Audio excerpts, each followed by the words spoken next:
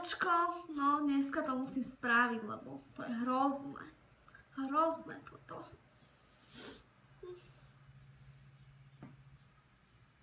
A druhé chcem asi okrúhle dneska.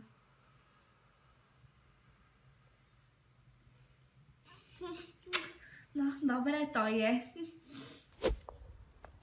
Slečna, nekúpite kvetinky? Za 5 €. Za 5? Ale ja mám len gastráče. Nevadí, príjmem aj gastráča. 5 €. No dobre, tak tu máte 7,20, zvyšok je vašich. Ďakujem veľmi pekne.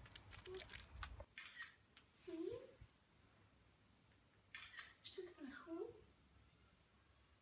A ty teda za mňa spravíš tú fotomodelku? To závisí od toho, čo všetko si tomu schopná obetovať. A ty sa čím živíš? No vieš čo, ja som študentka, ale momentálne brigadujem v call centre.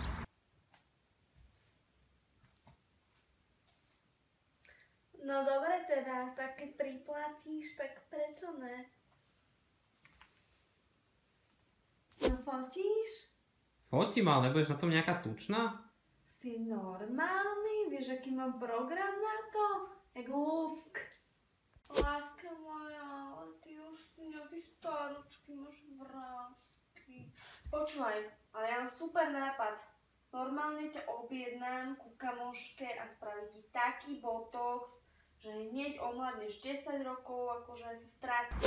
Bože, toto je hrozné mesto. Akože Starbucks je kde? To kde som? To už fakt v Somálsku som sa ocitla, alebo to čo je?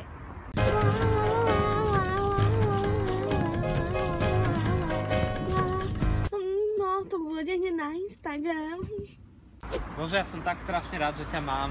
Predstav si iné baby, jak hovada sopiu, vyvolávajú komukoľvek. Proste ja som strašne rád, že ty si iná. Vieš, ale to vek ťa naučí proste. Kde som? Nemám veci. Láška, ja ťa milujem. Kde si? Miláčik.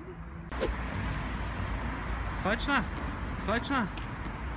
No, čo je? nechcel by si nový iPhone alebo aj niečo viac? iPhone?